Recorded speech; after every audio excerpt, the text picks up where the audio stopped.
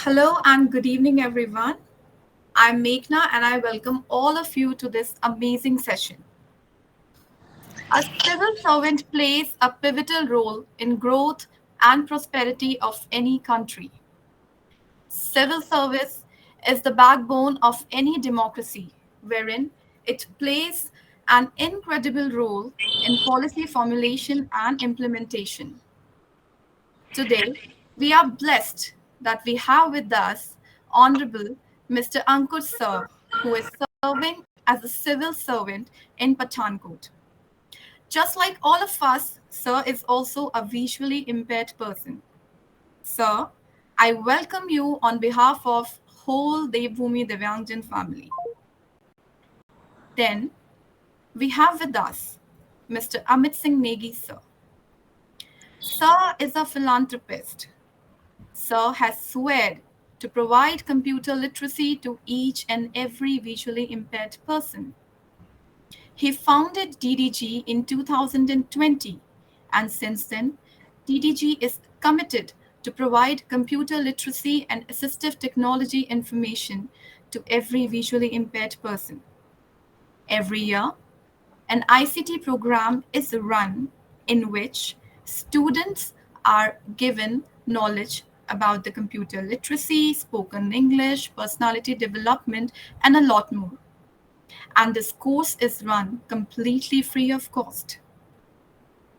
Sir is always available for his students 24/7.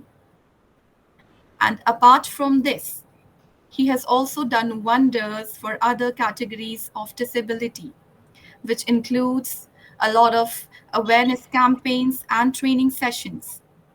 So, sir, I invite you कि आप please आए और हमारे गेस्ट को इंट्रोड्यूस कीजिए. Thank you. Okay, thank you so much ma'am. Thank you sir.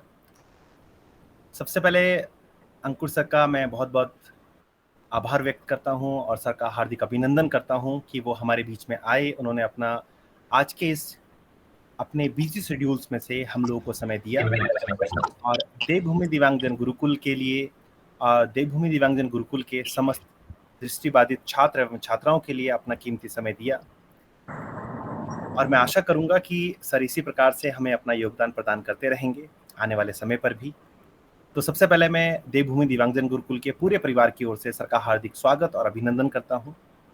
और साथ ही साथ सर को बताना चाहूँगा कि हमारा देवभूमि दिव्यांगजन गुरुकुल, जो कि मंडे टू फ्राइडे हर साल ऐसे 30 छात्रों के लिए ये कोर्स लेके आता है, जो छात्र एवं छात्राएं दृष्टिबाधित होने के साथ साथ आर्थिक रूप से भी जो कमजोर होते हैं, उनको निःशुल्क कंप्यूटर का प्रशिक्षण कराता है, जिसमें से कि अप्रैल माह से ये कोर्स स्टार्ट होता है और पूरा मार्च में उनका फिनिश होता है. आफ्टर कोर्स उनको सर्टिफिकेशन भी प्रोवाइड किए जाते हैं अकॉर्डिंग टू कंडीशन, कि अगर बच्चा परसेंटेज अच्छी लेके आता है और उसका अटेंडेंस अच्छा होता है. साथ ही साथ अगर हम बात करें कि जो हमारा देवभूमि दिव्यांगजन गुरुकुल ये कंप्यूटर ही नहीं, कंप्यूटर के साथ साथ इंग्लिश स्पोकन्स के ऊपर भी फोकस करता है, ताकि बच्चों का इंग्लिश के ऊपर भी अच्छा पकड़ बन सके. सैटरडे संडे जो हमारी मैम मेघना मैम है, उन बच्चों को सैटरडे संडे सेम टाइम पे इंग्लिश स्पोकन का भी क्लासेस प्रोवाइड करती हैं. मैम का भी बहुत बड़ा सपोर्ट रहता है. प्लस साथ ही साथ इस पूरे ऑर्गेनाइजेशन को चलाने के लिए पूरी एक टीम जो कि बैक हैंड पे काम करती है, तो उनका भी बहुत बहुत आभार व्यक्त करता हूं कि उन्होंने आज पूरे सेशन को कंडक्ट किया और हमें सपोर्ट किया. तो सर, ये था हमारा देवभूमि दिव्यांगजन गुरुकुल का एक इंट्रोडक्शन, और अब हम आते हैं आपके पास और चाहेंगे कि आप सबसे पहले अपना एक इंट्रोडक्शन और साथ ही साथ कैसे आप एक सिविल सर्विसेज पे पहुंच पाए, क्या स्ट्रगल रहा, थोड़ा सा उसके बारे में जानना चाहेंगे सर. स्वागत है सर आपका. First of all, thank you Meghna, thank you Amit for these lovely words and the welcome which I received from the Gurukul. जैसा कि आप सभी बच्चों को इंट्रोडक्शन में बताया है that I myself is a visually impaired. इससे पहले मुझे थोड़ा लैंग्वेज के बारे में बता दीजिए. In which language should I continue? Whether it should be in Hindi. Comfortable है सर, इंग्लिश हिंदी दोनों मिक्स कर सकते हैं सर, कोई दिक्कत नहीं. चलिए, बहुत बढ़िया. सो बेसिकली मैं खुद एक विजुअली इम्पेयर्ड कैटेगरी से बिलोंग करता हूँ। मेरी जो विजन की प्रॉब्लम है, मेडिकल टर्म्स में इसको रेटिनाइटिस पिगमेंटोसा बोला जाता है। और हम में से काफ़ी लोगों ने शायद इस प्रॉब्लम के बारे में सुना भी होगा। ये रेटिना से संबंधित एक प्रॉब्लम होती है और प्रोग्रेसिव इन नेचर होती है। जी। मतलब कि समय के साथ साथ जो इसमें आपकी दृष्टि है, जो विजन है, वो आपका कम होता रहता है। जी। तो बचपन से पहले देयर वाज अ स्टेज जब मैं खुद से चीज़ें पढ़ सकता था, मैं लिख सकता था। धीरे धीरे जो विजुअल इम्पेयरमेंट है वो बढ़ता गया, विजन रिड्यूस होता गया। और ड्यूरिंग माय इंजीनियरिंग मेरी जो विजन है वो काफ़ी कम हो गई। यहाँ तक कि मेरे को जो किताबें हैं वो मैं खुद से नहीं पढ़ पाता था, तो मुझे शिफ्ट करना पड़ा कंप्यूटर्स के ऊपर, टेक्स्ट टू स्पीच सॉफ्टवेयर्स के ऊपर। और इस तरीके से जो एक जर्नी है मेरी विजन की, वो मैं आप सबको बताना चाहता हूँ कि ताकि आप उससे रिलेट कर पाएं या उसको आप समझ पाएं। जी सर। मैं एक छोटा सा गांव, मेरा रसूलपुर है, हरियाणा जिले में, यमुनानगर, हरियाणा राज्य में यमुनानगर जिला है, जहाँ से मैं बिलोंग करता हूँ। बचपन की मेरी जो पढ़ाई है वो गांव के स्कूल से ही हुई है। जो गांव का सरकारी स्कूल होता है, वहाँ से मैंने 10th की। 11th 12th में मैंने नॉन मेडिकल से पढ़ाई की, फिजिक्स केमिस्ट्री मैथ के बाद। जो मेरी ग्रेजुएशन हुई है, जो मेरी इंजीनियरिंग हुई है, वो IIT रुड़की से हुई है। I was lucky enough to get through the IIT। JEE के एग्ज़ाम के थ्रू मेरा IIT में एडमिशन हुआ।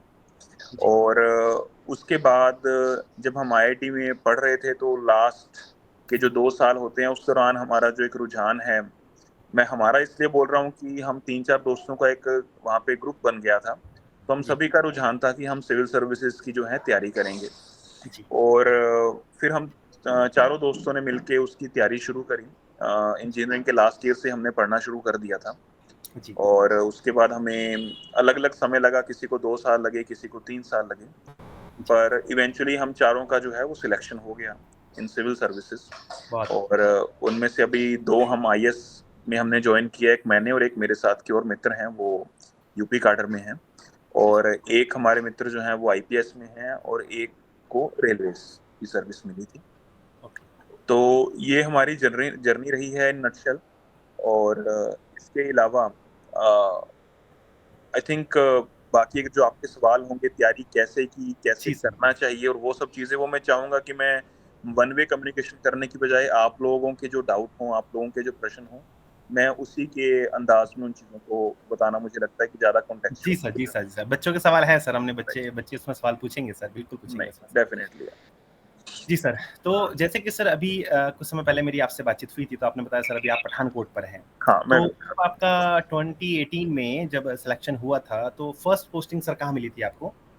तो जब मेरा सिलेक्शन हुआ, उसके बाद सबसे पहले तो हमें मसूरी रिपोर्ट करना पड़ता है। In the last week of August वहाँ से हमारा जो फाउंडेशन कोर्स है वो शुरू हो जाता है। मसूरी की 1-1.5 साल की ट्रेनिंग होती है, जिसके काफ़ी सारे कंपोनेंट होते हैं। कुछ ट्रेनिंग मसूरी में इन हाउस होती हैं, कुछ ट्रेनिंग के लिए आपको देश के अलग अलग हिस्सों में भेजा जाता है। आपका एक भारत दर्शन नाम का भी एक हमारा स्टडी टूर होता है, जिसमें आप 45 दिन 60 दिन के करीब पूरे देश का भ्रमण करते हैं, अलग अलग चीज़ों को आप देखते हैं। उसके बाद फिर 1 साल के लिए आपको जो आपका कार्डर मिलता है, हमारे देश के जो विभिन्न भिन्न राज्य हैं, इनको कार्डर में इन्होंने विभाजित किया हुआ है। तो आपका जो कार्डर आपको अलॉट होगा, तो आपको वहाँ पे 1 साल के लिए एक जिले में वहाँ पे ट्रेनिंग के लिए भेजा जाता है। तो जो मेरी ट्रेनिंग हुई थी वो अमृतसर में हुई थी, बिकॉज मेरे को पंजाब कार्डर मिला था। पंजाब कार्डर में जो मेरे को ट्रेनिंग हुई वो मेरी अमृतसर हुई, तो 1 साल मैंने अमृतसर में बिताया। वहाँ पे अपनी ट्रेनिंग पूरी करी। ट्रेनिंग करने के बाद वापस हम मसूरी रिपोर्ट करते हैं। वहाँ पे हमारा एक सेशन, हमारा एक फेज 2 जिसको बोला जाता है ट्रेनिंग का पार्ट, वो कंप्लीट होता है। तो उसके बाद ट्रेनिंग भेजा जाता है 3 महीने के लिए वहाँ पे मिनिस्ट्रीज में जाके उनका काम देखने का, कि भारत सरकार, सेंट्रल गवर्नमेंट कैसे काम करती है। और उस ट्रेनिंग के खत्म होने के बाद फिर वापस आपकी जो ट्रेनिंग है फिर वो मुकम्मल हो जाती है, और फिर आप जो है वापस अपने पेरेंट कार्डर, जैसे मेरा पंजाब है, तो वापस आ जाते हैं। तो मेरी फर्स्ट पोस्टिंग जो हुई थी वो पटियाला जिला में, मेरे को 2 सब डिविजन्स थी। उन दोनों में सब डिवीजन मजिस्ट्रेट SDM का चार्ज दिया गया था। और वहाँ मैंने तकरीबन 21 महीने के करीब मैंने जो समय है वहाँ बिताया एज SDM। और उसके बाद फिर जो मेरी प्रमोशन हुई उसके बाद मैं एडिशनल डिप्टी कमिश्नर जनरल, ये मेरी पठानकोट पोस्टिंग हो गई थी, और रिसेंटली मुझे कमिश्नर कॉरपोरेशन का भी यहाँ पे चार्ज साथ में मिल गया। बहुत बढ़िया सर, बहुत बढ़िया, बहुत बढ़िया। तो अभी आप पठानकोट पे हैं और एज ए कमिश्नर वाले उसमें पोस्ट में बैठे हुए हैं। Yes, additional deputy commissioner as well as commissioner corporation.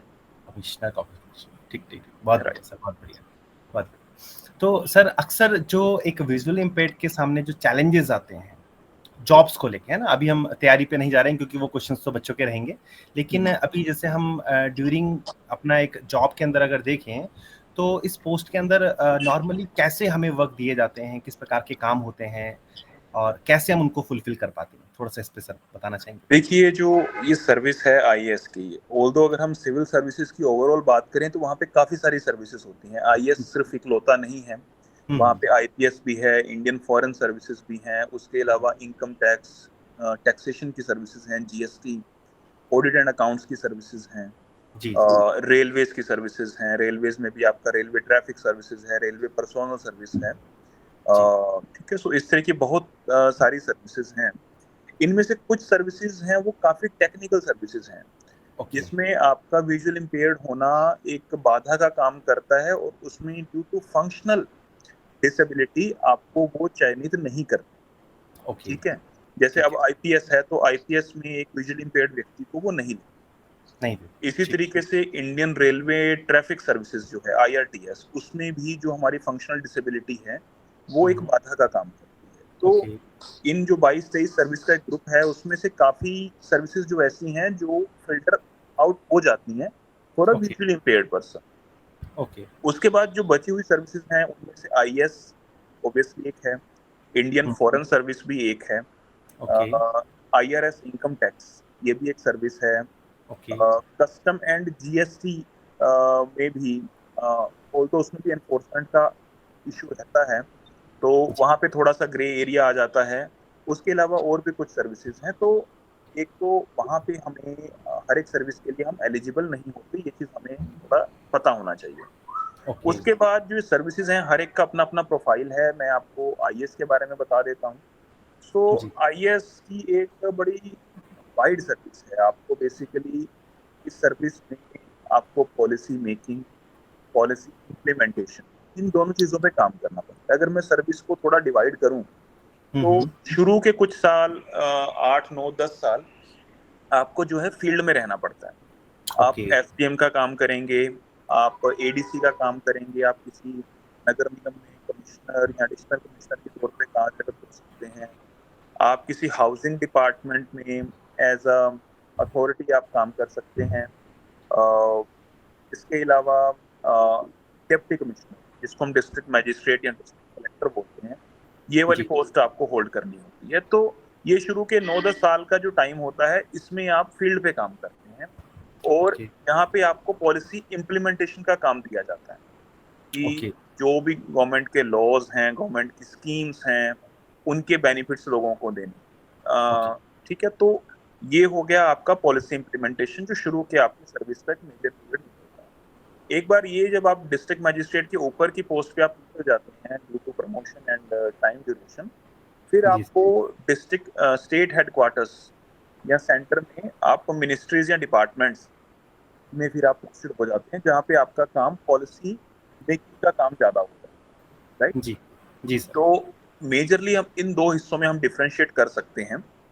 Field के ऊपर किस तरह के चैलेंज आते हैं, ये एक अपने आप में देखने वाली चीज़ है कि तो फील्ड पे आपको पॉलिसी इम्प्लीमेंटेशन भी करनी है, एनफोर्समेंट भी इंश्योर करनी है, कोई लॉ एंड ऑर्डर इशू आया है वो भी आपको हैंडल करना है, आपको पब्लिक डीलिंग भी करनी है, लोग आपको अप्रोच करेंगे, अपनी शिकायतें लेके आएंगे, तो उसको भी आपको डील करना है, ठीक है। तो ये सब चीज़ें करनी है आपको।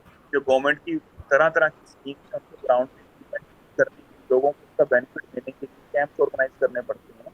तो ये काफ़ी ओपन एंडेड टाइप का जो है काम होता है, और इसमें कोई भी 2-4 चीज़ें हम नहीं कह सकते कि ये करना पड़ेगा या 9 से 5 ऑफिस जाना पड़ेगा। तो ऐसे वाला ये नहीं रहता। अभी जैसे इलेक्शन संपन्न हुए हैं, तो इलेक्शन में कोई 24 घंटे की साइकिल का कोई सिस्टम नहीं था। सुबह हम 6 बजे भी चले जाते थे, रात को 2-3-4 बजे भी वापस अरे तो इस तरीके का काम रहता है। तो जी एज एन आईएएस आपको बेसिकली गवर्नमेंट को रिप्रेजेंट करना पड़ता है, भले ही आप सब डिवीजन लेवल की बात करें, भले ही आप डिस्ट्रिक्ट लेवल की बात करें, तो जी you will be the government. अगर ओके किसी व्यक्ति को, सिटीजन को गवर्नमेंट से कुछ भी इशू है, कुछ भी उनको बेनिफिट चाहिए, कुछ भी उनकी प्रॉब्लम है, तो वो सीधा जी आपको अप्रोच करेंगे और आपको उनका जो है मसले उनके सुलझाने पड़ेंगे। जी बहुत बढ़िया सर, बहुत बढ़िया। अच्छा सर, अक्सर क्या होता है, बच्चों का सपना होता है, हर किसी का सपना होता है कि मैं भी एक आईएएस ऑफिसर बनूं, है ना? और सोचते तो हैं बच्चे कि हम ऐसा कर लें, वैसा कर लें। तो अगर एक होता है ना कि देखो सर, हर काम में प्रेशर तो होता है, तो क्या हमारे इस काम में कितना प्रेशर है सर, और है तो किस प्रकार का प्रेशर है? देखिए, सबसे पहली जो बात है ना, प्रेशर इज नथिंग एक्सटर्नल।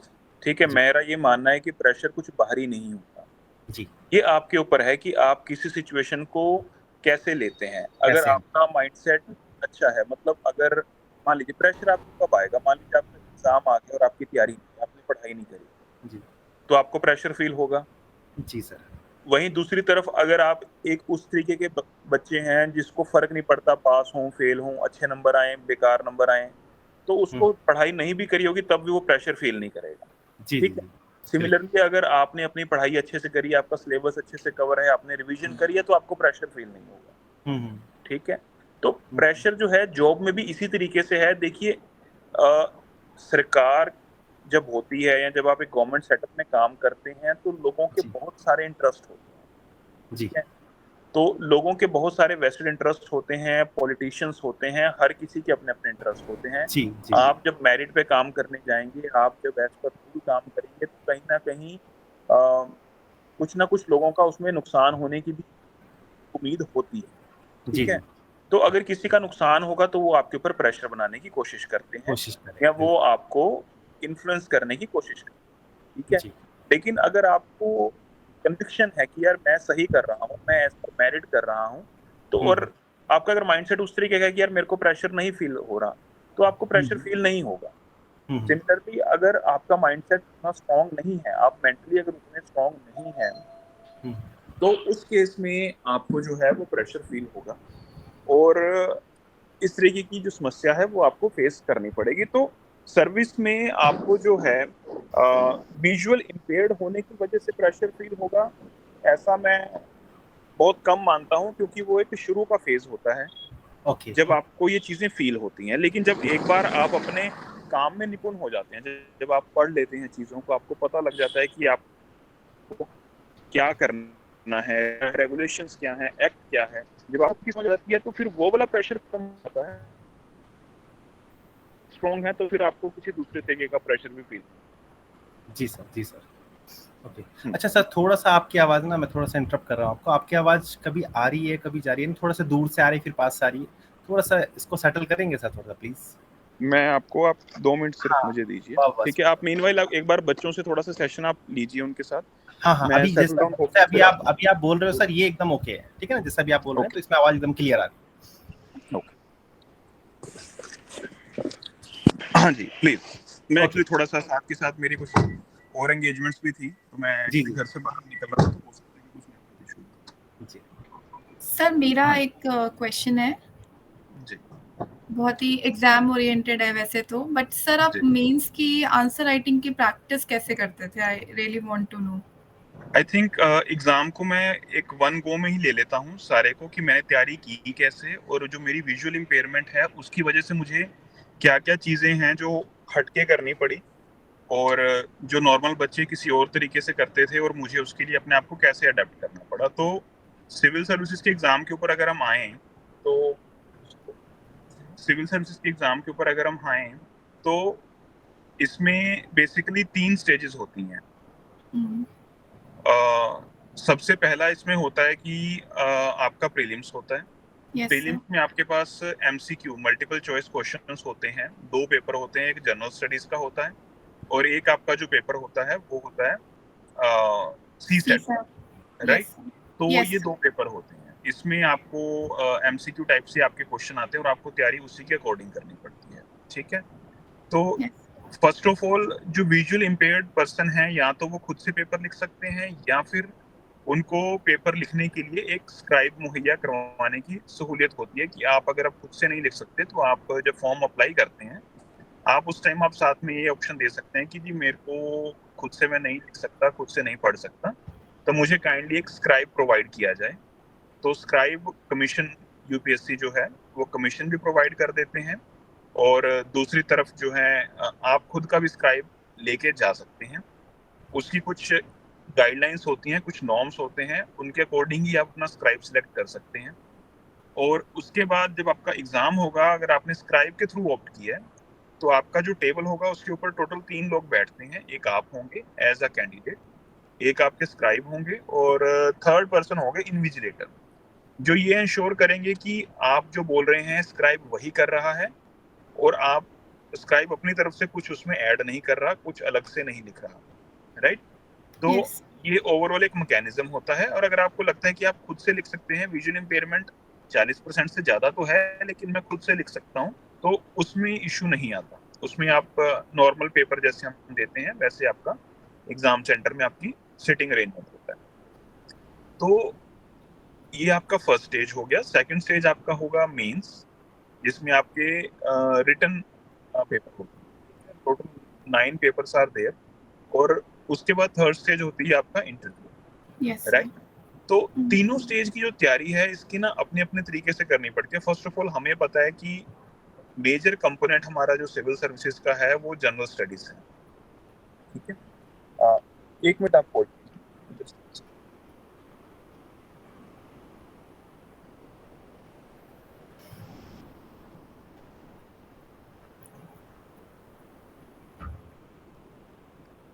हाँ, sorry for interruption. So basically हमारा जो मेजर कंपोनेंट है दैट इज जनरल स्टडीज, ठीक है। तो जनरल स्टडीज के लिए हमारे पास काफी सारे इसमें सब्जेक्ट्स हैं, जैसे ज्योग्राफी है, हिस्ट्री है, इकोनॉमी है, पॉलिटिकल साइंस है, इंटरनेशनल रिलेशन है, साइंस एंड टेक्नोलॉजी है।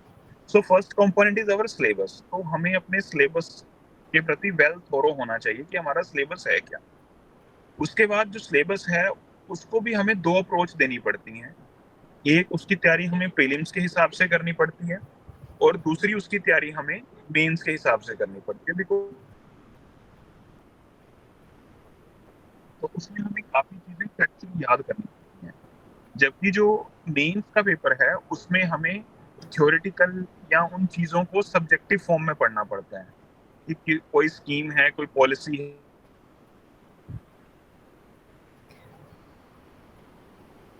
सर आपकी आवाज ब्रेक हो रही है सर। हाँ जी सर, आपकी वॉइस काफी ब्रेक हो रही है।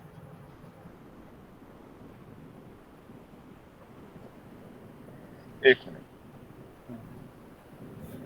अब ठीक है सर, बोल सकते हैं।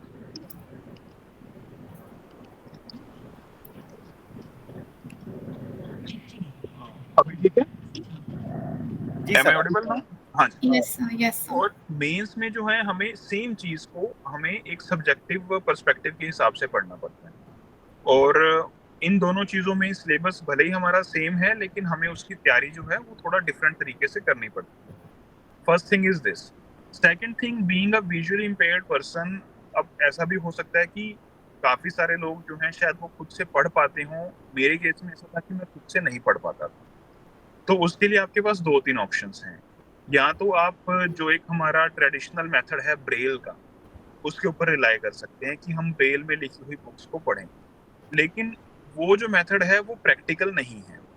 उसका कारण ये है कि ब्रेल की बुक्स जो हैं उनकी अवेलेबिलिटी बहुत रिस्ट्रिक्टेड है, और सिविल सर्विसेज की तैयारी के लिए तो आपको बहुत तरह की किताबें, काफी सारी मैगजीन, जर्नल्स, न्यूज़पेपर पढ़ना पड़ता है। तो हर एक चीज ब्रेल में अवेलेबल होना फिजिबल नहीं है। ऑल्दो मैंने कभी ब्रेल को यूज नहीं किया तो मैं इस विषय में ज्यादा कॉन्फिडेंटली कुछ कह भी नहीं सकता, लेकिन जितना मेरा एक्सपोजर है ब्रेल के जरिए इसकी तैयारी करना शायद रिस्ट्रिक्ट कर देता है हमें काफी हद। दूसरा मैकेनिज्म ये है कि जो बुक्स हैं वो हमें कोई पढ़ के सुना दे। उसमें अगेन एक ह्यूमन इंटरवेंशन हो जाती है, आप डिपेंडेंट हो जाते हो किसी के ऊपर कि कोई हमें पढ़ के सुनाएगा, एक बार नहीं 2 बार पढ़ के सुनाएगा, तो हमारी तैयारी हो पाएगी। तो ये भी ज़्यादा प्रैक्टिकल एस्पेक्ट नहीं है, ऑल्दो कई बार फैमिलीज और फ्रेंड्स बहुत सपोर्टिव होते हैं, तो ये अप्रोच भी ली जा सकती है। लेकिन जो तीसरी सबसे अच्छी अप्रोच जो मुझे लगी कि आप इंडिपेंडेंटली खुद से पढ़ें। खुद से Yes. आप कैसे पढ़ेंगे? खुद से आपको पढ़ने के लिए जो हमारे पास we are in a good era, जिसमें हमारे पास हर एक बुक्स, मटेरियल, ये सब चीजें हमारे पास डिजिटल फॉर्म में है, पीडीएफ्स में है, सॉफ्ट कॉपीज हैं, राइट। न्यूज़पेपर के भी हमें आज की डेट में हमें ई पेपर की सुविधा मिल जाती है। वहाँ पे आजकल बहुत सारे ऐसी न्यूज़पेपर हैं जिनके प्रॉपर मोबाइल ऐप्स बनी हुई हैं। आप मोबाइल ऐप खोल के न्यूज़पेपर सुन सकते हैं। आप यूट्यूब के ऊपर न्यूज़ एनालिसिस देख सकते हैं डेली बेसिस पे। मैगजीन्स वगैरह आपको सारी सॉफ्ट कॉपीज में मिल जाती हैं, तो आप उनके पीडीएफ वगैरह को सुन सकते हैं। तो सुनने की जब मैं बात कर रहा हूँ तो उसके मायने हैं कि text to speech software. Text to speech software पहले हमारे पास होता था कि हमें जॉज खरीदना पड़ता था या जॉज इंस्टॉल करना पड़ता था, या फिर कई तरह के और सॉफ्टवेयर हमें देखने पड़ते थे। लेकिन अभी हमारे जो मोबाइल्स हैं वो इतने बेहतरीन हो चुके हैं कि मोबाइल के अंदर ही आपके जो स्क्रीन रीडर की फैसिलिटीज हैं, टेक्स्ट टू स्पीच सॉफ्टवेयर हैं, ये सब हमारे पास हैं। तो आप इनका यूटिलाइजेशन कर सकते हैं, या आप अपने लैपटॉप के जरिए किसी भी टेक्स्ट टू स्पीच सॉफ्टवेयर के थ्रू जो किताबें हैं उनको आप सुन के पढ़ सकते हैं। तो मेरी अप्रोच यही वाली रही थी कि मैं जो अपनी जितनी भी बुक्स थी, जितनी भी मैगजीन्स वगैरह थी, उन सब की जो सॉफ्ट कॉपीज थी उनको मैं अरेंज कर लेता था, और फिर मैं उनको अपने टेक्स्ट टू स्पीच सॉफ्टवेयर के थ्रू उनको पढ़ता था। और उस टाइम जब मैं उनको सुनता था तो उसमें एक चीज और बहुत अहम है।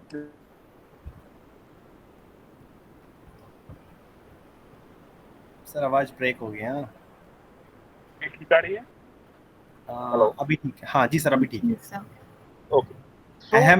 अहम है तक सुन लिया था सर। ओके, तो बेसिकली जब आप किताबें इस तरीके से सुनोगे तो इस चीज़ की कोई गारंटी नहीं है कि एक बार में सुनने पे हमें वो सब चीज़ें याद हो जाएंगी, या वो किताब को हमें दोबारा से पढ़ने की जरूरत नहीं पड़ेगी, राइट। लेकिन टेक्स्ट टू स्पीच सॉफ्टवेयर के जरिए किताब पढ़ने या सुनने का फायदा ये है कि आप चीज़ों को अपने पेज से कर सकते हैं, क्योंकि टेक्स्ट टू स्पीच सॉफ्टवेयर में हम उसकी स्पीड थोड़ी अच्छी बढ़ा सकते हैं अगर हमारी सुनने की क्षमता अच्छी है। तो उन सब चीज़ों से एक तो हम किताबें अच्छे टाइम पे फिनिश कर सकते हैं, क्योंकि अगर आप किसी ह्यूमन से पढ़वाओगे, अगर उसका मन है या उसको कोई आलस नहीं आ रहा तो वो अच्छे से करेगा, मन लगा के पढ़ के सुनाएगा आपको। पर जब उसका मन नहीं होगा तब वो स्पीड हैम्पर हो जाती है। तो सॉफ्टवेयर में ये चीज़ जो है वो हट जाती है। दूसरी चीज़ मैं सभी से ये बात कहूँगा कि आप जो टाइपिंग होती है माइक्रोसॉफ्ट वर्ड के ऊपर, ये आप लोगों को ज़रूर आनी चाहिए कि इस चीज़ की आप प्रैक्टिस बहुत अच्छे से करें। क्योंकि मैं जो क्या करता था कि मैं अपने लैपटॉप में टेक्स्ट टू स्पीच सॉफ्टवेयर में बुक को लगा के उसको हेडफोन लगा के सुनना शुरू कर देता था, लेकिन साथ ही साथ मैं माइक्रोसॉफ्ट वर्ड का डॉक्यूमेंट ओपन कर लेता था, और जो मैं किताब में बातें सुनता था, देखिए किताब में काफ़ी सारी चीज़ें ऐसी होती हैं जो आपको पता होती हैं, जो आपको मालूम है कि यार ये मेरे को नोट करने की ज़रूरत नहीं है। लेकिन काफ़ी सारी चीज़ें बड़ी फैक्चुअल होती हैं, अहम होती हैं, जिनके नोट्स बनाना ज़रूरी है। तो मैं साथ-साथ उनके नोट्स बनाता रहता था टाइपिंग करके। तो उन चीज़ों से क्या होता था कि आपको एक बार तो आपने 400-500 पेज की पूरी किताब पढ़ ली, लेकिन दूसरी बार अगर आपने उसको समराइज़ कर लिया अपनी लैंग्वेज में, नोट्स बना लिए उसके, तो वो 400-500 पेज की किताब आपकी 40-50 पन्नों में सिमट जाती थी। तो अगली बार फिर आपको पूरी बुक नहीं पढ़ने की ज़रूरत है। आप जो अपने समराइज़ किए हुए नोट्स हैं, आपको सिर्फ उन्हीं को पढ़ना पड़ता है, और आपकी जो तैयारी है वो अच्छी हो जाती है। तो इस पॉइंट पे अगर कोई कुछ पूछना चाहता है तो इस बारे में एक बार आप जी सर। ठीक। सर आपने मतलब कि जो मॉक टेस्ट लगाए होंगे मेंस के लिए या आंसर राइटिंग, तो वो आपने मतलब लैपटॉप पे ही प्रैक्टिस करी थी? हाँ, एक बार इसके बाद में आई थिंक अगर इस पॉइंट पे किसी को कोई इशू नहीं है तो मैं मेरी तैयारी कैसे हुई थी, मैंने आंसर राइटिंग कैसे करी थी, फिर मैं उस पर स्विच हो जाता हूँ। इस इशू पे जो मैंने अभी तक डिस्कस किया है, इस पे कोई कुछ पूछना चाहता है? नहीं, आगे आप स्विच कर लीजिए सर, स्विच कर लीजिए। ठीक है, चलिए अब मैं बात करता हूँ कि आंसर राइटिंग वगैरह, क्योंकि पढ़ना तो इस तरीके से हो गया, आपको नोट्स मिल गए, आपने आपको बुक्स मिल गई, आपने उसके नोट्स बना लिए, आपने रिवीजन भी कर ली। अब बात आती है कि जो हमने पढ़ा है वो सही पढ़ा है कि नहीं पढ़ा, पेपर के हिसाब से पढ़ा है कि नहीं पढ़ा। तो जी प्रीलिम्स में और मेंस में दोनों के लिए टेस्ट सीरीज होती है, ठीक है। तो प्रीलिम्स की टेस्ट सीरीज तो हमारी काफी आसान रहती है, क्योंकि उसमें एमसीक्यू होता है। वो आप खुद से दे सकते हैं, आप अपने मोबाइल से दे सकते हैं, आप लैपटॉप से दे सकते हैं, ठीक है। तो उसमें आपको दिक्कत नहीं आएगी। आपका जो जब क्वेश्चन पेपर शुरू होगा तो आपका मोबाइल आपको पढ़ के सुनाएगा, जैसे हम गूगल फॉर्म टिक करते हैं उस तरीके से हम उसकी टेस्ट दे सकते हैं। और टेस्ट ओके देने के बाद आपको आपका रिजल्ट भी पता लग जाता है, ठीक है। और रिजल्ट के साथ ही यहाँ पे मैं एक चीज के ऊपर बहुत एम्फेसिस दूंगा कि जब आप कोई भी टेस्ट देते हैं, टेस्ट आपने दे दिया, आपके नंबर आ गए, इतने पे नहीं खत्म कर देना। मान लीजिए मेरे पास 100 क्वेश्चन मैंने किए, उसमें से मेरे 200 नंबर का वो पेपर था, मान लीजिए मॉक टेस्ट था प्रीलिम्स का, मेरे उसमें से 120 नंबर आ गए, तो मेरे को इतने पे खुश होके उसको बंद नहीं कर देना। मेरे को वो क्योंकि आजकल जितने भी कोचिंग इंस्टीट्यूट हैं, जितनी भी टेस्ट सीरीज आती हैं, उसमें क्वेश्चन होते हैं, आंसर होते हैं, और उसके बाद आगे उसकी एक्सप्लेनेशन देते हैं। जब आपका फाइनल पेपर खत्म हो जाता है, आपका टेस्ट इवेल्युएट हो जाता है, उसके बाद वो आपको एक प्रॉपर शीट भेजते हैं जिसमें क्वेश्चन आंसर, उसका सही आंसर और उसकी एक्सप्लेनेशन होती है। तो मेरी रिक्वेस्ट है कि हम उसको जरूर पढ़ें, राइट। जी जी क्योंकि जी उससे क्या होगा कि हमने जो क्वेश्चन तुक्के से भी सही किया होगा, जब हम उसकी एक्सप्लेनेशन पढ़ेंगे तो हमें वो कॉन्सेप्ट हमारा रिवाइज भी हो जाएगा और हमें अच्छे से समझ में भी आ जाएगा। जो क्वेश्चन हमने गलत किया है या जो हमने स्किप किया है, उसकी भी एक्सप्लेनेशन पढ़ के हमें हमारी जो नॉलेज पूरी नहीं थी उसके बारे में पता लग जाएगा। तो जी मॉक टेस्ट देने के बाद उतने पे ही नहीं रुक जाना, आपको मॉक टेस्ट के बाद जो वो मॉडल आंसर या उसकी एक एनालिसिस शीट भेजेंगे, उसको आपको जरूर पढ़ना है। इसके जी बाद मैं शिफ्ट करता हूँ, हमारा जो मेंस का क्वेश्चन आंसर पेपर है उसकी मैंने कैसे तैयारी की थी। तो जी मेंस में, क्योंकि अगर आप खुद से लिख सकते हैं तो बहुत अच्छी बात है। तो फिर आप क्या करेंगे, आप कोई भी टेस्ट सीरीज ज्वाइन कीजिए, क्वेश्चन पेपर आपको प्रिंट निकाल सकते हैं आप, उसके बाद आप आंसर शीट का भी प्रिंट घर पे निकाल के उसमें आप आंसर लिख के और उसको स्कैन करके अपलोड कर दीजिए, और वो आपको उसकी वैल्यूएशन करके वापस भेज देंगे, ठीक है। साथ ही वो आपको एक पीडीएफ भेजेंगे जिसमें आपका उसी क्वेश्चन पेपर का मॉडल आंसर, हर एक क्वेश्चन का एक मॉडल आंसर, जैसा हमारा जब हम स्कूल में पढ़ते थे तो हमारे पास गाइड्स होती थी, राइट। जी क्वेश्चन होता था, उसका एक आंसर लिखा होता था जिसको हम याद करते थे और एग्जाम में लिखते थे।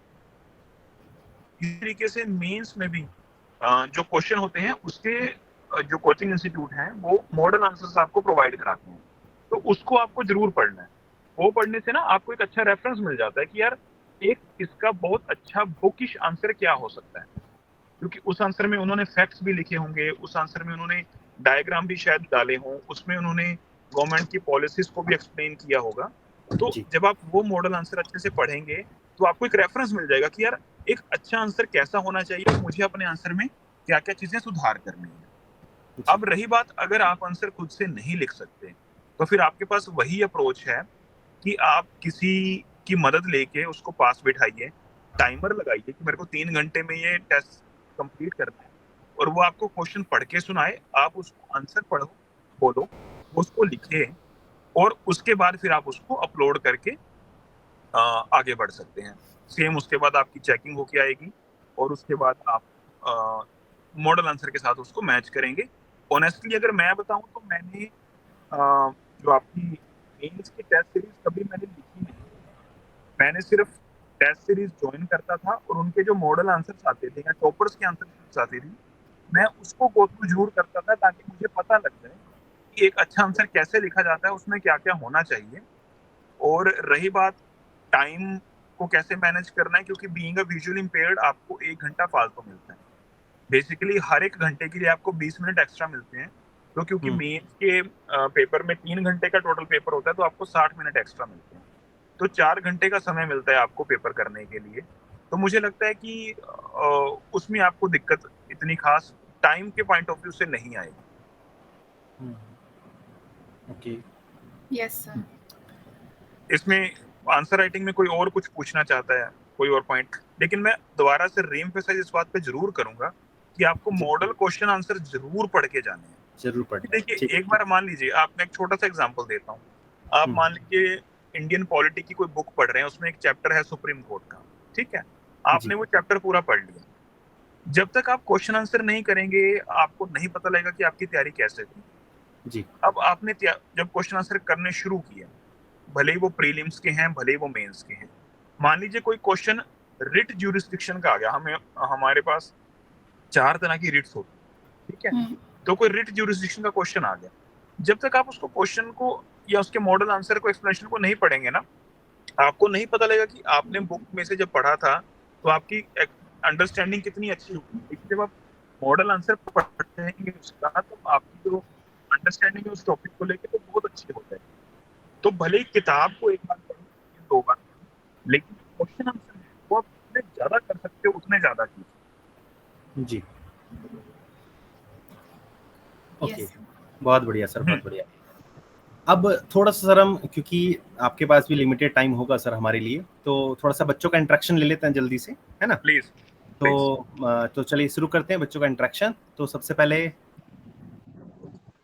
Hello, good evening, sir. Sir, I am Gungun from Sonipat, Haryana, and currently I am pursuing graduation from Delhi University. With this, I am learning English as well as computer from Devbhoomi Devyanjan Gurukul. Our sir and ma'am explains each and every concept easily and very explained way. We are very thankful to them. Sir, मेरा question जो था वो quantitative aptitude से related था। Like as a visually impaired person हमें maths समझने में बहुत ज्यादा इशू आता है, तो उसको हम किस तरीके से सॉल्व कर सकते हैं और किस टाइप के सोर्सेज जो है वो हमारी ज्यादा हेल्प कर सकते हैं। आपकी गाइडेंस इसके बारे में क्या है, मुझे वो पूछना था। गुनगुन, थैंक यू आपने सर। थैंक यू गुनगुन, आपने बहुत अच्छा क्वेश्चन पूछा। मैं चाह रहा था कि कोई पूछे इस चीज को, क्योंकि सी सेट जो है वो एक हर्डल के तौर पे काम करता है। सी सेट में जो आपके although it is a qualifying in nature, लेकिन अगर उसमें हमें जो मिनिमम क्वालिफाइंग मार्क्स चाहिए अगर वो नहीं आएंगे तो हम आगे नहीं बढ़ पाएंगे, भले ही हम जीएस में या पेपर 1 में, प्रीलिम्स में कितना भी अच्छा करें, राइट। तो सी सेट में हमारा एप्टीट्यूड, ये सब चीजें होती हैं। तो सबसे पहले तो इसकी तैयारी कैसे की जाए, इसके ऊपर मैं फोकस करना चाहूंगा कि सी सेट 2013 से इंट्रोड्यूस हुआ है सिविल सर्विसेज में। तो आपको पहली तो बात 2013 से लेके और 2024 तक, या जब भी आप क्लियर होंगे तब तक जितने भी सी सेट के पेपर हुए हैं वो सारे पेपर्स आपको थोरली एक बार देखने हैं, सुनने हैं कि किस तरीके के क्वेश्चन आते हैं। अब सी सेट में भी 2 तरह की चीजें आती हैं।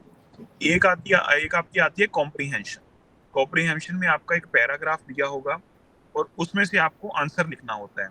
या तो उसमें से कोई स्पेसिफिक चीज पूछ लेते हैं या फिर ओवरऑल पूछ लेते हैं कि उस पैराग्राफ में से आपका बेस्ट इन्फ्रेंस क्या है, या ये पैराग्राफ किस चीज के बारे में है, या इसका संदेश क्या है।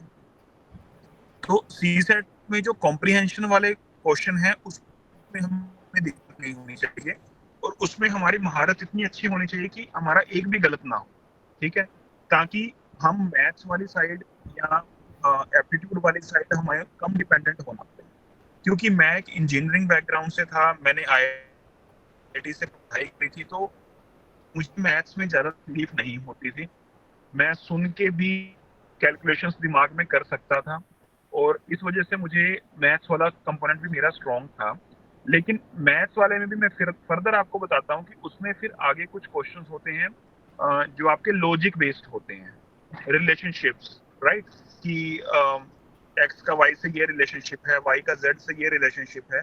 तो इन तरीके की चीजों में भी हमें ना प्रैक्टिस कर करके अपने माइंड को इतना स्ट्रॉन्ग करना पड़ेगा कि हम इसके जो ट्रेडिशनल मेथड्स हैं कॉपी पेन वाले, डायग्राम बनाएं एक दूसरे के साथ लिंक करके और फिर फाइनल आंसर ढूंढें, उसकी बजाय हमारी प्रैक्टिस इतनी अच्छी हो कि हम इन चीजों को दिमाग में सुलझा लें। इसी तरीके से हमारे कुछ क्वेश्चंस डायरेक्शन बेस्ड आते हैं कि आप ए पॉइंट से चले, पहले आप नॉर्थ में इतने यूनिट गए, फिर आप वेस्ट में इतने पॉइंट गए, फिर आप साउथ में आ गए, तो आपकी करंट लोकेशन जो है वो ए से किस तरफ को है। तो इस तरीके के जो क्वेश्चंस हैं, इसके लिए मुझे लगता है कि हमें कोई कॉपी पेन के ऊपर डिपेंडेंट नहीं होना चाहिए। ये हम अपने दिमाग में इसकी कैलकुलेशन कर लें तो वो ज्यादा बेहतर रहेगा। टिपिकली उसमें भी मेरी एडवाइस यही रहेगी कि हम इनकी प्रैक्टिस बहुत ज्यादा करें, ठीक है, क्वेश्चन आंसर को समझें अच्छे से, और जैसे मेरी आदत थी, मेरे को ऑल्दो पेपर पे दिखाई नहीं देता था, लेकिन वो आपको रफ शीट्स देते हैं सीसेट के पेपर में, आपका क्वेश्चन पेपर के पीछे रफ शीट के लिए स्पेस बना होता है, तो मैं वहां पे मार्कर के थ्रू या डार्क पेन से कुछ ना कुछ कैलकुलेशंस करता था और दिमाग में उसको प्रिंट रखता था, ताकि मैं उसका सही आंसर जो मेरे को निकल के आएगा उसको मैं कर पाऊं। लेकिन अगेन मैं यही बात बोलूंगा कि सीसेट क्वालिफाइंग है, आपको इसमें कोई ऐसा नहीं करना कि आपको 200 में से 180 नंबर लेके आने हैं, आपको जो मिनिमम 69 या 70 नंबर का बैरियर है उसी को पार करना है। तो जो जो चीजें हमारे पास इजी हैं उनके ऊपर हमारा फोकस ज्यादा रहे, जो चीजें हमें पता है कि या तो हमारी ये कमजोरी है या ये करने में हमें टाइम ज्यादा लगेगा और दिक्कत होगी, उसके ऊपर हम उतना ही कम एम्फेसिस दें। क्लियर है? ओके सर, बहुत बढ़िया सर, बहुत बढ़िया। ठीक है, next question please. Hello sir, good evening sir. मैं रविंद्र सर, मैं एमपी के कटनी जिले से रहने वाला हूँ और करंट में दिल्ली से 12th पास आउट किए सर और ग्रेजुएशन के एग्जाम दिए सर। हम देवभूमि दिव्यांगजन गुरुकुल से मैं इसी साल जुड़ा हूँ और हमें जो सर हैं अमित सर, वो कंप्यूटर ट्रेनिंग देते हैं और मेघना मैम इंग्लिश सिखाती हैं। तो सर हम इनसे तो ये सारी चीज़ें सीख रहे हैं सर और मोटिवेशन भी मिलता है। बट सर मैं ये जानना चाहता हूँ कि सर जो जो स्टूडेंट्स मतलब ब्लाइंड स्टूडेंट्स सर फाइनेंशियली इतने स्ट्रांग नहीं हो पाते तो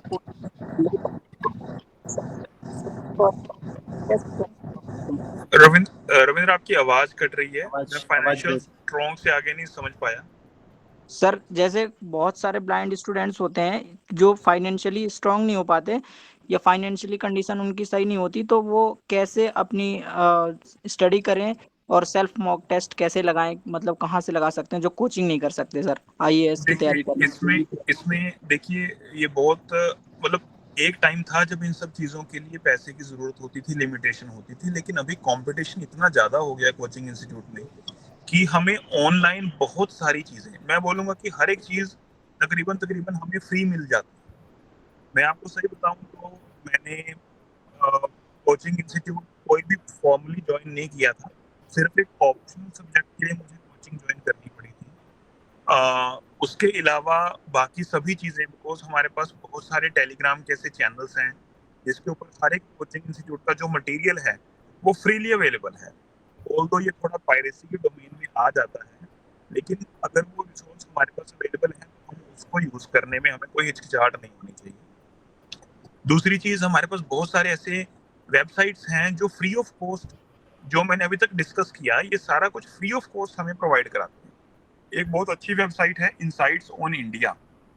अगर आप ये वेबसाइट खोलेंगे, उसके ऊपर अपना ईमेल डालेंगे, तो वो आपको डेली 5 से 6 मेल भेजेंगे, जिसमें से एक मेल आप प्रीलिम्स के कुछ क्वेश्चन आंसर, आपको 5-7 क्वेश्चन भेजेंगे, आप उनको अटेम्प्ट कीजिए, फिर नीचे उसका आंसर लिख के आता है।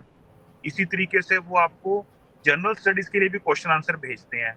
अगले दिन या 2 दिन बाद उसके मॉडल आंसर भी आपको प्रोवाइड कराए जाते हैं, तो वहां से आपको हेल्प हो जाती है।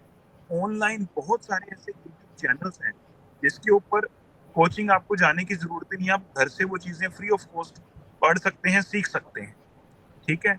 और अगेन मैं फिर से रिट्रीट करूंगा कि बहुत सारे टेलीग्राम चैनल्स हैं जहाँ पे आपको हर एक तरह का मटेरियल फ्री ऑफ कॉस्ट मिल जाता है। कोचिंग ज्वाइन करने के बाद आपको जो लाख रुपए, 1.5 लाख रुपए, 2 लाख रुपए में वहाँ की जो किताबें मिलनी होती हैं, वो सारी चीजें सॉफ्ट कॉपी में आपको ऑनलाइन अवेलेबल हो जाती है। तो हमें खुद को थोड़ा सा स्मार्टली इन चीजों को यूज करना सीखना पड़ेगा। Internet is a great blessing, और आप वहाँ पे इन सब चीजों को सीखिए।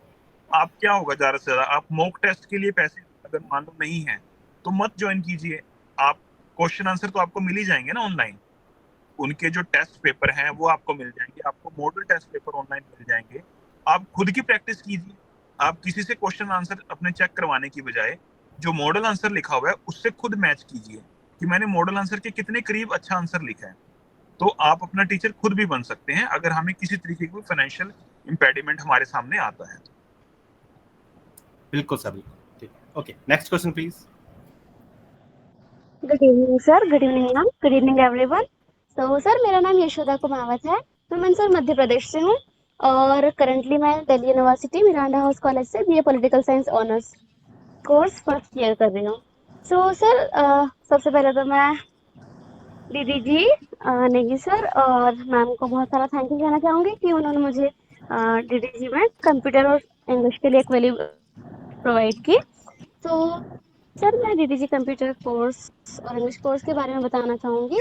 सर आज के इस टेक्नोलॉजी के युग में कंप्यूटर और इंग्लिश दोनों फंडामेंटल्स हैं, तो ये दोनों ही हमें बहुत ईजी वे में, बहुत डिस्क्रिप्टिव वे में प्रोवाइड किए जाते हैं और बहुत अच्छे से सिखाया जाता है जिसकी हेल्प से हम सेल्फ डिपेंड बन सकें। तो thank you very much sir. Sir आज का सेशन बहुत इंटरेस्टिंग और बहुत फ्रूटफुल रहेगा। सर मेरा क्वेश्चन ये है कि मतलब हम तैयारी करके और हार्ड वर्क करके कंसिस्टेंसी से ये फील्ड अचीव कर लेते हैं, हम यहाँ पहुँच जाते हैं। लेकिन सर मेरा क्वेश्चन इससे भी आगे है क्योंकि मेरा क्वेश्चन ये है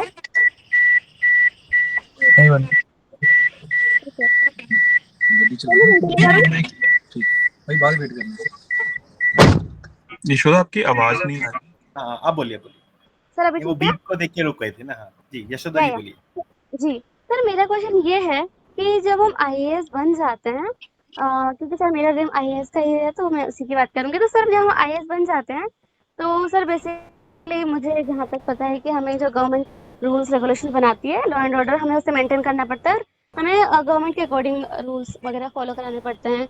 जो वर्क्स होते हैं उन्हें ग्राउंड लेवल पर इम्प्लीमेंट करना होता है। तो सर मेरा क्वेश्चन इसमें ये है कि इसमें हमारा कितना पार्टिसिपेशन होता है? अब हम अपना सर साइड से क्या हमारे कर अंडर सकते में हैं? क्या होता है, मैं बेसिकली ये जानना चाहती हूँ। अगर हम अपने अकॉर्डिंग कुछ डेवलपमेंट करना चाहें तो सर हम कहाँ तक फ्री हैं, हम कहाँ तक अपने अकॉर्डिंग कर सकते हैं?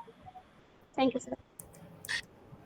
थैंक यशोदा, देखिए मैं पहली बात तो इस चीज़ में बिलीव करता हूँ कि अभी हम जब तैयारी वाले मोड में हैं तो हमें इन चीज़ों के बारे में ज़्यादा सोचना नहीं चाहिए। एज अ मोटिवेशन अगर हम इन चीज़ों के बारे में सोच रहे हैं दैट इज़ ग्रेट, लेकिन अभी हमारा जो फोकस है वो तैयारी के ऊपर होना चाहिए। बिकॉज सर्विस में आप आने के बाद, जैसे अभी मेरे को तकरीबन 4-5 साल हो गए हैं, तो हम अभी भी बहुत सारी चीज़ें सीख रहे हैं। ठीक है, एज एन आईएएस ऑफिसर लोग आपको देखते हैं, जो हमारी सोसाइटी का गरीब तबका है, जो इम्पोवरिश्ड है, जो वल्नरेबल सेक्शन है, जिनके पास रिसोर्सेज नहीं है, वो हर चीज़ के लिए सरकार के ऊपर डिपेंडेंट है। भले ही वो राशन की बात हो, पढ़ाई की बात हो, हेल्थ की बात हो, ठीक है, न्यूट्रिशन की बात हो, तो करने के लिए यहाँ पे आपके पास एंडलेस अपॉर्चुनिटीज है। ठीक है, तो आप इस चीज के बारे में कम सोचिए कि क्या कर सकते हैं क्या नहीं कर सकते। आपके पास सब कुछ करने के लिए होगा। आप वुमेन एम्पावरमेंट के ऊपर काम करना चाहते हैं, आपके पास एम्पल स्कोप होगा कि आप उसके ऊपर कीजिए। आप इंफ्रास्ट्रक्चर डेवलपमेंट के ऊपर काम करना चाहते हैं, आप एजुकेशन के ऊपर काम करना चाहते हैं, आप हेल्थ सेक्टर को अच्छा करना चाहते हैं, तो हर एक चीज की निगरानी, सुपरविजन, उसमें क्या बेहतर हो सकता है, वो सब चीजों की जो है बागडोर आपके पास ही होगी। जैसा मैंने शुरू में सेशन में कहा कि शुरू के 8-9 साल आप इम्प्लीमेंटेशन स्टेज पे रहते हैं।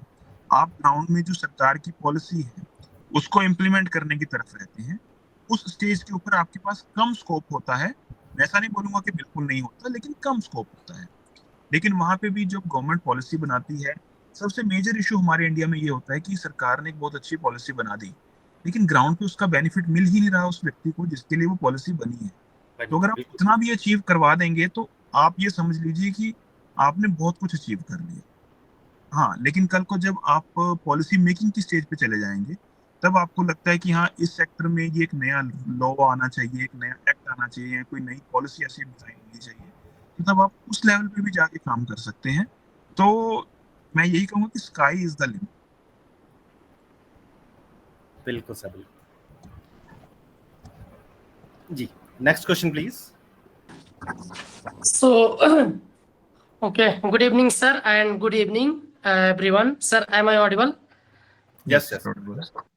So, सर्वप्रथम सर आप सभी को शत शत प्रणाम। और मेरा नाम उमेश चंद्र, मैं उत्तर प्रदेश के सिद्धार्थनगर जिले से बिलोंग करता हूं और वर्तमान में मैं गोरखपुर से अध्ययनरत छात्र, कक्षा 12वीं का छात्र हूं। सर हम डीडीजी से क्लास ले रहे हैं और श्री अमित सिंह नेगी सर और श्री मेघना मैम के माध्यम से हम क्लास प्रोवाइड कराई जा रही है। और ये एक निःशुल्क कक्षाएं हमें दी जाती हैं। हमें किसी प्रकार का कोई शुल्क नहीं देना पड़ता, जो कि एक जो इकोनॉमिकली फाइनेंशियली कंडीशन से जूझ रहा व्यक्ति है, इसके लिए आज के समय में बहुत ही कारगर साबित हो रहा है सर। और दूसरी चीज ये कि सर का अगर जो हम पढ़ाने की बात करें तरीका, तो हमें कंप्यूटर को कुछ ऐसा पढ़ाते हैं, बॉडी पार्ट्स से रिलेट करके हमें पढ़ाते हैं, जो कि एक विजुअली पर्सन के लिए, विजुअली इम्पेयर्ड पर्सन के लिए चीजों को समझना काफी आसान हो जाता है।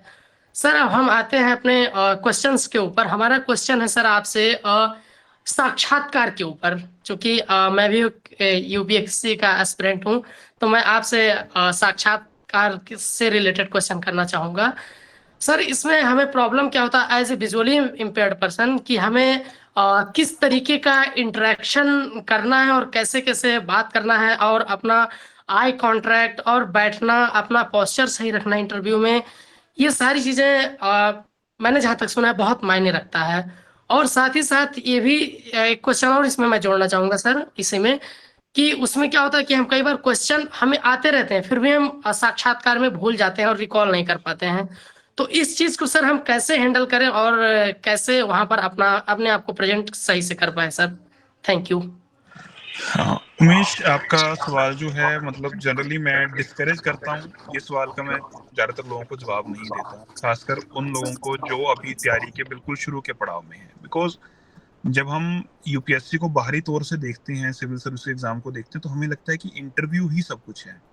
हम इंटरव्यू की वीडियोस देख के बड़ा फैसिनेट होते हैं। आजकल यूट्यूब के ऊपर रील्स और ये सब चलता भी इंटरव्यू का ही है, लेकिन असल में इंटरव्यू तक पहुंचने से पहले एक बहुत लंबी लड़ाई है। ठीक है, तो सबसे पहले तो हमें अपनी एनर्जी उसके ऊपर फोकस करनी चाहिए। फिर भी मैं उस सवाल का जवाब तो यहाँ पे इस प्लेटफॉर्म पे देना चाहूंगा। मैंने 2 बार यूपीएससी का इंटरव्यू दिया है, और उन दोनों बार की जो लर्निंग है उसमें से मेरे को एक चीज साफ साफ समझ में आई। पहली बार जब मैंने इंटरव्यू दिया तब मैं बहुत डरा, सहमा और बहुत ओवर कॉन्शियस था कि यार मेरे से कुछ गलत ना निकल जाए, उसे मैं ठीक बैठा हूँ या नहीं बैठा, मेरा बॉडी पोस्चर ठीक है कि नहीं है। इन सब चीजों को मैंने अपने ऊपर इतना हावी कर लिया कि मेरा इंटरव्यू, जो मेरे को आज मैं जब सोचता हूँ बैठ के पहली बार का इंटरव्यू, तो बड़ा मैकेनिकल सा था।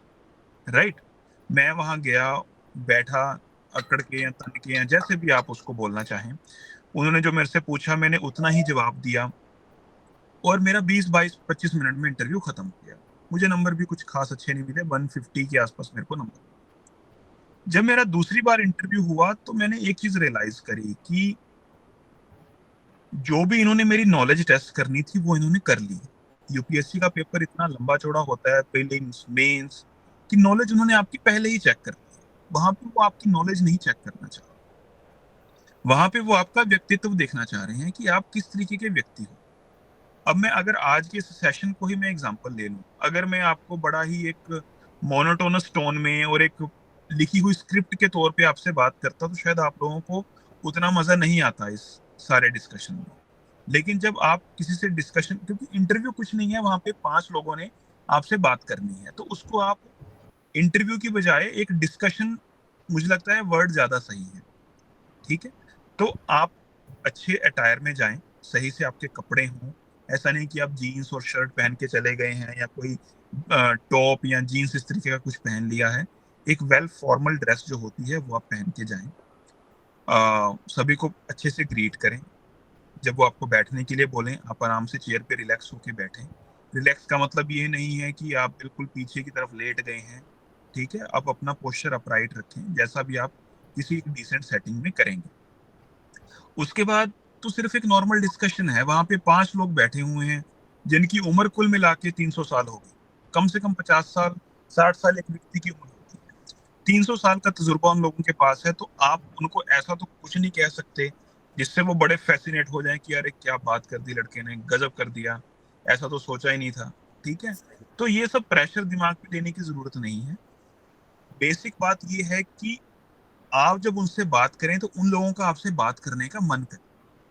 आप अपने जवाब, अपनी पर्सनैलिटी को ऐसे उनसे प्रेजेंट करें कि वो आपका इंटरव्यू जल्दी, जैसे मेरा जब दूसरा इंटरव्यू था तो मेरा इंटरव्यू खत्म होने के बाद भी वो मेरे से बात करते रहे कि मिस्टर सिंह और बताइए इस बारे में आपकी क्या ओपिनियन है, या इस बारे में आप क्या सोचते हैं, आपकी पर्सनल लाइफ कैसी है, आप योगा करते हैं, जिम जाते हैं, मतलब इंटरव्यू खत्म होने के बाद की ये बातें नहीं। तो कहने का मतलब अगर आप एक बहुत अच्छी पर्सनैलिटी दिखाएंगे ना, नॉर्मल रूटीन में भी क्या होता है, जिस व्यक्ति से हमें बात करने में अच्छा लगता है वही व्यक्ति हमें अच्छा लगता है ना।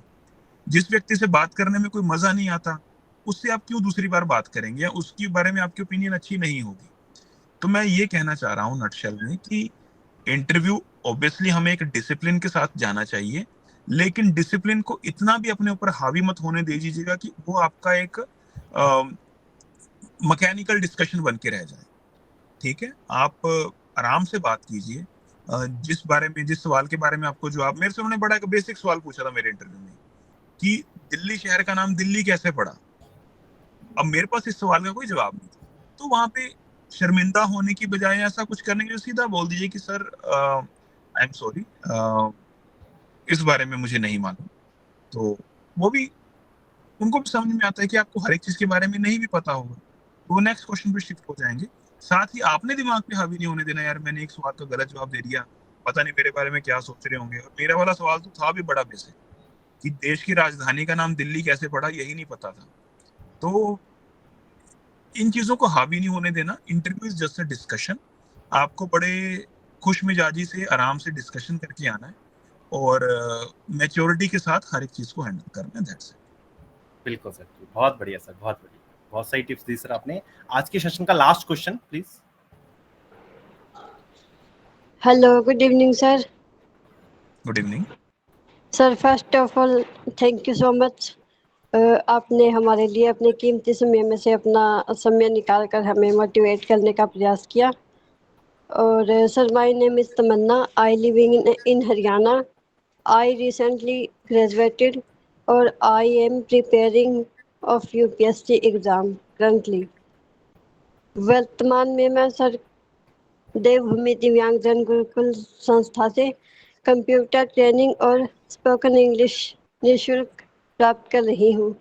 सर का कुछ सिखाने का अंदाज ऐसा है कि ये ह्यूमन बीइंग से रिलेट करके सिखाते हैं, जो हमारे लिए बहुत इजी हो जाता है सीखने में। सर, मेरा ये क्वेश्चन है कि जैसे कुछ लोग बोलते हैं कि हम प्रिपरेशन करते हैं तो उस दौरान हमारे पास लिमिटेड रिसोर्स होते हैं, जिससे हमें प्रिपरेशन करने में इजी होता है। तो सर, हम कितना लिमिटेड रिसोर्स रखें जिससे हमारी तैयारी बेहतर हो सके। और सर, दूसरी तरफ कुछ लोग ये बोलते हैं कि जैसे हम प्रिपरेशन करते हैं तो 15 घंटे पढ़ते हैं, 18 घंटे पढ़ते हैं। सर, क्या हम इतने टाइम ना पढ़े तो हमारे प्रिपरेशन में कुछ इशू हो सकता है? सर, इसके लिए क्या ओपिनियन है आपकी? Thank you so much sir. बहुत अच्छा सवाल है, क्योंकि असल में क्या होता है कि जब हम सिविल सर्विसेज या यूपीएससी के लिए तैयारी करते हैं तो हमें एक इम्प्रेशन ये होता है कि सब कुछ पढ़ना है, अंडर द स्काई जितना कुछ है कुछ भी पूछ सकते हैं। ये सच्चाई है भी और नहीं भी, क्योंकि एंड ऑफ द डे जो हमारा पेपर है उसका सिलेबस प्री डिसाइडेड है कि इस सिलेबस में से सवाल नहीं, ठीक है। और उसके बाद अगर आप अच्छे से देखेंगे तो हमारी किताबों की लिस्ट भी मोर और लेस एक फाइनल होती है कि ये किताबें पढ़नी है। ऐसे तो एक सब्जेक्ट के ऊपर आपको हजारों हजार किताबें मिल जाएंगी, लेकिन कुछ स्टैंडर्ड बुक्स हैं। अगर मान लीजिए आपको इंडियन पॉलिटी पढ़ना है तो एक एम लक्ष्मीकांत नाम से बुक है। इसी तरीके से अगर आपको हिस्ट्री पढ़ना है तो विपिन चंद्रा या स्पेक्ट्रम या प्लासी टू पार्टीशन, इस तरह की कुछ स्टैंडर्ड बुक्स हैं जो अच्छी बुक्स हैं, जो सिलेबस को अच्छे से कवर कर लेती हैं। तो हमें एक सबसे पहले तो अपने रिसोर्सेज को प्री डिफाइन करना है कि ये हमारा सिलेबस है और हर एक सब्जेक्ट के लिए मुझे ये किताब पढ़नी है, ठीक है। जब आपके पास ये चीज हो जाएगी तब आपको पता लग जाएगा कि यार मेरे पास इतनी चीजें मैंने पढ़नी है, नोट्स बनाने हैं, उसके बाद फिर मेरे को क्वेश्चन आंसर करने हैं, ठीक है। तो जब आपको पहले से अपने रिसोर्सेज को लिमिटेड कर लोगे तो आपकी तैयारी जो है वो ज्यादा बेहतर तरीके से हो जाएगी, ठीक है। अब जब आपको पता है कि यार मुझे इतनी किताबें पढ़नी है, ये पढ़ना है, तो फिर आपको घंटे भी आप उस हिसाब से दे पाओगे। 15 घंटे पढ़ना एक बेवकूफ़ी वाली बात है, ठीक है। मेरे लिए जरूरी ये होता था कि मैं 8 घंटे पढूं, पर वो मैं 8 घंटे इतना मन लगा के पढूं कि जो मैंने 8 घंटे में पढ़ा है उसको मुझे दोबारा ना पढ़ना, या उसको मुझे एक बार दोबारा अगर मैं पढूं तो मुझे याद हो जाए चीजें। तो क्वांटिटी की बजाय आप क्वालिटी के ऊपर फोकस करें। जब आपको पता है कि मुझे इतना लंबा दौड़ना है, ठीक है, और इतना मेरे पास टाइम है, तो आप अपनी स्पीड उसी हिसाब से एडजस्ट कर लेते हैं, ठीक है। वही चीज आपको यहाँ पे करनी है जब आपको पता है कि यार ये मेरा सिलेबस है, ये मेरी किताबें हैं, इतना टाइम मुझे पढ़ने में लगता है और मेरे को पेपर 1 साल बाद देना है या 2 साल बाद देना है, तो आप अकॉर्डिंगली जो है इंडिविजुअली उस चीज को देखें। लेकिन मैं अगेन यही बात बोलूंगा कि क्वांटिटी की बजाय क्वालिटी के ऊपर ज्यादा फोकस कीजिए। जितना टाइम दे रहे हैं उसको ऐसे दीजिए कि वो चीज बस आपके तन मन दिमाग में बस जाए, वो टॉपिक आपको समझ में ऐसा आए कि उसको फिर आपको दोबारा उसके ऊपर एफर्ट ना लगाना पड़े। हमारा जो सिविल सर्विसेज का पेपर होता है, इसके सिलेबस को मैं मोटा मोटा 2 हिस्सों में बांट सकता हूँ। एक होता है स्टैटिक, एक होता है करंट। स्टैटिक मतलब वो चीजें जो लिखी जा चुकी हैं, जो किताबों में लिखा गया है, उसमें रोजमर्रा में कोई चेंज नहीं आना। तो उसके लिए जैसे हिस्ट्री, ज्योग्राफी, पॉलिटी, इकोनॉमिक्स, हर एक चीज के कॉन्सेप्ट या बुक्स लिखी हुई हैं। इन्हीं सब चीजों का फिर दूसरा पार्ट होता है करंट अफेयर्स। मान लीजिए आपने ज्योग्राफी पढ़ ली, ये कॉन्टिनेंट है, मिडिल ईस्ट या गल्फ कंट्रीज ये हैं, इंडिया ये है, हिमालय यहाँ पे है। अब करंट अफेयर्स में मान लीजिए कोई जंग शुरू हो गई, फिलिस्तीन इजराइल की जंग शुरू हो गई, तो उसमें करंट अफेयर में आपको ये पता लगेगा कि अच्छा कि ये शहर कहाँ पे है, या फिलिस्तीन या हुथी रेबेलियंस ने कौन से सी के ऊपर जो कार्गो शिप्स हैं उनको अटैक कर रहे हैं। तो करंट स्टैटिक अगर आपने पढ़ा होगा तो फिर आप उसको करंट से जोड़ सकते हैं। तो करंट अफेयर आपका डेली बेसिस पे चलता है, स्टैटिक का आपका प्री डिफाइंड सिलेबस होता है। तो इन सब चीजों को इस तरीके से आप अगर तैयारी करके चलेंगे तभी आप उसको एक डिसिप्लिन वे में कर सकते हैं टाइम के साथ साथ। बिल्कुल सर, बहुत बढ़िया सर, बहुत अच्छा लगा सर आपके साथ बातचीत करके। और साथ साथ हम आपको बताना चाहेंगे कि सर हमारा जो ये आईसीटी का प्रोग्राम है, इसके अंतर्गत हम बच्चों को कंप्यूटर का बेसिक फंडामेंटल, जिसमें कि पूरा ओएस से रिलेटेड पूरा बेसिक चीज़ें बच्चों को बताई जाती है, प्लस साथ में एमएस ऑफिस जिसमें Word, Excel, PowerPoint, internet, साथ साथ असिस्टिव टेक्नोलॉजी, इन सभी के बारे में बच्चों को इंट्रोड्यूस कराया जाता है। विद प्रैक्टिकल्स हर चीज़ कराई जाती है, इंग्लिश टाइपिंग, हिंदी टाइपिंग, हर चीज़ बच्चों को कवर अप करवाया जाता है सर। तो आई थिंक कि बच्चों को भी काफ़ी कुछ सीखने को मिला होगा और आपने भी बच्चों को काफ़ी चीज़ें बताया होगा। तो हम बस विद इन 2 मिनट्स में सर वाइंड अप करते हैं।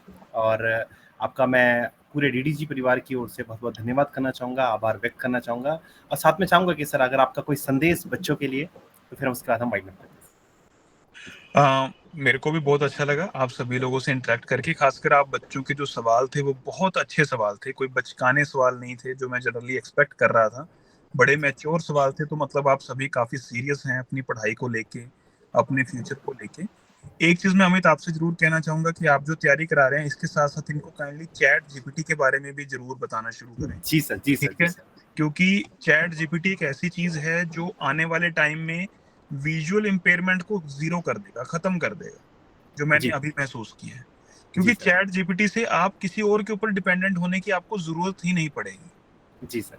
तो चैट जीपीटी का जो कंपोनेंट है इसको आप जरूर बच्चों को समझाएं, सिखाएं, और आप सब भी चैट जीपीटी जैसी चीज को जरूर यूज करें पढ़ाई में, क्योंकि हमारे टाइम पे तो ये नहीं था। आज जब मैं चैट जीपीटी को देखता हूँ, उसका यूज देखता हूँ, तो मेरे को लगता है कि मेरी तैयारी और अच्छे से और आसानी से हो सकती थी। दिमाग में क्वेश्चन आया, चैट जीपीटी से पूछो, बना बनाया बढ़िया आंसर आपको मिल जाएगा। जी सर। कुछ बच्चे बोल रहे थे कि हमारे पास रिसोर्सेज की कमी है, chat GPT free of cost है। ऑनलाइन बुक निकालो, कोई भी बुक है, बुक का इवन चैट जीपीटी ऐसा सॉफ्टवेयर है कि आपके पास अगर एक बुक है, वो बुक इसमें डाल दीजिए और इसको बोल दीजिए कि मुझे इसकी समरी बना के दे दो, चैट जीपीटी वो भी कर देता है। तो ये एक बहुत अच्छा टूल है और इन फ्यूचर में इसने और भी अच्छे से डेवलप हो जाना है। तो ये हमारे लिए और भी एक बहुत कारगर टेक्नोलॉजी साबित हो पाएगा। रही बात आप सब बच्चों की तैयारी की, आप सब लोग मेरे हिसाब से बिल्कुल सही पाथ पे चल रहे हैं। अपनी तैयारी पे फोकस रखिए, ठीक है, और जो लिमिटेड रिसोर्सेज हैं उसको कभी भी आपको अपनी कमी नहीं माननी, रादर वो हमारी स्ट्रेंथ है। ठीक है, मेरे दोस्त जो नॉर्मल थे, जो किताबें खुद से पढ़ते थे, उनको एक किताब खत्म करने में 6 दिन लग जाते थे। मैं 6 दिन में वही किताब अपने टेक्स्ट टू स्पीच सॉफ्टवेयर से 2 बार पढ़ लेता था। मैं 2 बार पढ़ूंगा तो मुझे उनसे ज्यादा याद रहेगा। जी सर। तो इन सब चीजों को अपनी कमजोरी की बजाय अपनी स्ट्रेंथ बनाइए, और मैं सभी को शुभकामनाएं देना चाहता हूँ। और यूपीएससी से रिलेटेड, आईएएस से रिलेटेड कोई भी सवाल हो, वो आप अमित जी के थ्रू आप मुझसे कभी भी उनके बारे में बातचीत कर सकते हैं। जी सर, जी सर। ओके, तो गुनगुन से रिक्वेस्ट करना चाहूंगा कि वाइंड अप करें please. Thank you so much, sir, for joining us today and giving us such a wonderful session. Your knowledge and guidance are very valuable for us, and this will help us today. This will help us in future. We would like to thank our Amit Negi sir, who invite Ankurjit sir and organize this fruitful session. We thank you again for taking time out of your schedule and joining us today. Thank you so much, sir. Okay, thank you so much, sir. Thank you, sir. Bye bye. Thank you, Gungun. Thank you, Amit. Thank you, Meghna. Thank you, And sir. thank you, Thank you, everyone. sir. Thank you, everyone. Okay, sir. Thank you so much, sir. Yeah. Bye bye. Bye, sir. Thank you.